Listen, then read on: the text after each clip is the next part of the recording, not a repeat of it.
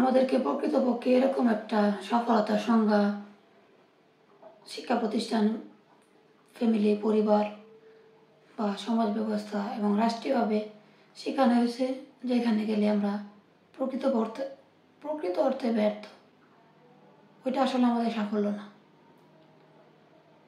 আমাদেরকে এই সাফল্য শেখানো হয়েছে আমাদেরকে প্রচুর অর্থ উপার্জন করতে হবে, সমাজের বুকে নামি দামি হতে হবে, পরিচিতি লাভ করতে হবে। কিন্তু প্রকৃত শিক্ষাটা আমাদেরকে দেওয়া হয় নাই, কোথাও শেখানো হয় নাই। শুধু দুনিয়ার মোহ, লোভ, লালসা এইগুলো আমাদেরকে দেখানো হয়েছে, বা আমরা ছোটো থেকে এগুলো দেখে অভ্যস্ত, এগুলো দেখে দেখে বড় হয়েছি। তো মানুষ স্বাভাবিকভাবে পারিপার্শ্বিক পরিবেশে বা আশেপাশে যা কিছু ঘটে তা দ্বারাই সে প্রভাবিত হয় এবং ওইভাবেই বড় হতে থাকে, বা তার মেন্টাল ডেভেলপমেন্ট, তার সাইকোলজিগুলো ওইভাবেই কাজ করতে থাকে। এই অনুযায়ী সে সামনে এগোতে থাকে এবং ভবিষ্যতেও সেটাই তার বুকের ভিতর লালন করে ধারণ করে। তো আমরা সম্ভবত ছোটোবেলায় একটা গল্প পড়ছিলাম আনন্দ পাঠ বইয়ে, এরকম বাংলায়। তো ওইখানে ওইরকম এই টাইপের একটা গল্প ছিল যে একটা সাধারণ কৃষক একটা গ্রামে বসবাস করে। তো তার খুব অল্প জমি বা জমি নেই এরকম, সে অন্য জমিতে চাষাবাদ করে, তার টাকা পয়সাও তেমন নেই। তো হঠাৎ করে একদিন সে স্বপ্নে দেখতে পেল, তাকে শয়তান স্বপ্ন দেখাইছে যে তার পাশের দেশে খুব অল্প দামে সস্তায় জমি কেনা যায়, মানে খুব অল্প দামে কিনতে পারবে। তো সে সেই অনুযায়ী সকালবেলা ঘুম থেকে উঠলো, ওই স্বপ্নের কথা চিন্তা করে তার কিছু জিনিসপত্র ছিল, গরু ছাগল বা আসবাবপত্র, ওইগুলো বিক্রি করে হয়তো কিছু টাকা জোগাড় করে সে পাশের দেশে চলে গেছে হাঁটতে হাঁটতে, পাশে আর কি, বর্ডারের পাশে। তো ওইখানে যাওয়ার পর ওটা নিছক শয়তানের দোকান, বা তাকে বাস্তবতা বোঝানোর জন্য ওইভাবে নেওয়া হয়েছে। তো এখানে গিয়ে সে এক লোকের সাথে দেখা করলো যে এরকম জায়গাটা কোথায়, এখানে গেলে আমি সম্পত্তি কিনতে পারবো খুব অল্প দামে। তো উনি একজনের কাছে নিয়ে গেলেন, উনি একটা পাহাড়ের চূড়ায় ওনার কাছে গেছে। তারপর উনি বলছে যে কিছু পরিমাণ টাকা দিছে হয়তো, বা করি, ওটাকে করি বলা হয় আগের যুগে। তো ওই পরিমাণ করি দিয়ে তুমি আজকে সারাদিন যতটুকু হাঁটতে পারো বা যতটুকু দূরে যেতে পারো আবার চলে আসতে পারো, ওইটুকু জমি তোমার। তো সে তার জমি আনা টাকাগুলো ওই লোকের কাছে জমা দিয়ে পাহাড়ের চূড়ায় তার টুপিটা রেখে ওইখানে টাকাগুলো রাখছে, আর ওই লোকটার কাছে জমা রাখছে। উনি বলছে যে তুমি যতটুকু হাঁটতে পারো, হেঁটে আবার আসতে পারো, ওইটুকু জমি তোমার, সূর্য ডোবার আগ পর্যন্ত আজকে সকাল থেকে। তো ওই অনুযায়ী সে দৌড়াতে শুরু করে,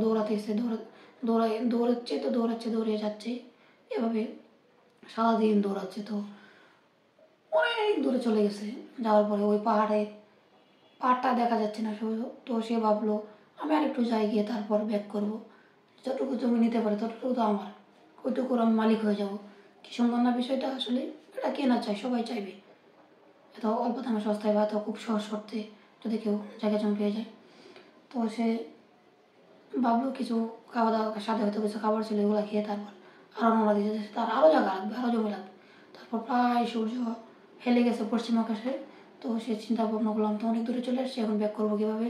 আচ্ছা, এখন ব্যাক করে ফেলি, নয়তো সূর্য ডুবে যাবে, তারপর আমি ব্যাক করতে পারবো না। তো সেই অনুযায়ী সে আবার টার্ন করে পাহাড়ের কাছে আসবে। শর্ত হলো ওই পাহাড়ে পৌঁছাতে হবে সূর্য ডোবার আগে। তো সে সেই অনুযায়ী হাঁটতে প্রায় সূর্য পশ্চিম আকাশে হেলে পড়ছে। তো সে প্রাণপণে দৌড়াচ্ছে যে আমি যদি আজকে দিনের ভিতরে না যেতে পারি, সূর্য ডোবার আগে যদি ওইখানে না পৌঁছাতে পারি, তাহলে তো আমার টাকা পয়সা, আমি যা আসলাম আজকে সারাদিনের পরিশ্রম সব কিছু বৃথা।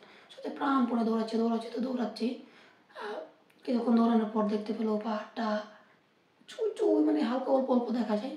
তো সে আরও দৌড়াচ্ছে যে আমি আজকে তো আমাকে পৌঁছাতে হবে পাহাড়ের কাছে। তো এইভাবে হাঁটতে দৌড়াতে একবারে শরীর ক্লান্ত হয়ে গেছে, হাত পা দিয়ে রক্ত পড়ছে, পা হাঁটার এতটুকু হেঁটেছে, তার পা ফেটে রক্ত পড়েছে। তো হাঁটতে শেষ পর্যন্ত ক্লান্ত হয়ে মাটিতে লুটিয়ে পড়ছে। তো পাহাড়ের দিকে তাকিয়ে দেখি তার ওই টুপিটা, টাকাগুলো আর ওই লোকটা বসে আছে, কিন্তু সে ওইখানে পৌঁছাতে পারছে না। যদি পৌঁছাতে না পারে তাহলে তো তার কোনো লাভই হলো না।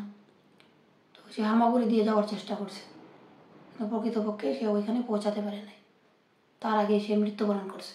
তো এটা নিছকই লোভ, তাকে লোভ দেখানো হয়েছিল, সে লোভের পাল্লায় পরে অতিরিক্ত চেয়েছিল, চাইছিল সব কিছু দখল করে নেবে, বা সে সামর্থ্য চাইতে আরও বেশি, সে যদি অল্প পরিমাণ গিয়ে তারপর আবার ব্যাক আসতো তাহলে হয়তো তার যতটুকু প্রয়োজন চাইতে বেশি পাইতো, কিন্তু সে আরও চেয়েছিল। তো আমাদেরকে আরও চাওয়ার প্রবণতাটা ধ্বংস করে দেয়, এ থেকে আমাদের বেরিয়ে আসা দরকার মনে করি।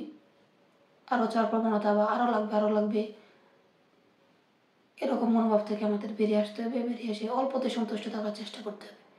কবিগুরুর একটা কথা আছে না, যে এই জগতে হায় সে বেশি চাই, যার আছে বড়ি বড়ি, রাজার হস্ত করে কাঙালের দহন চুরি। তো জগতের নিয়মটা এরকম হয়ে গেছে যে যার যত বেশি আছে সে তত বেশি চাচ্ছে।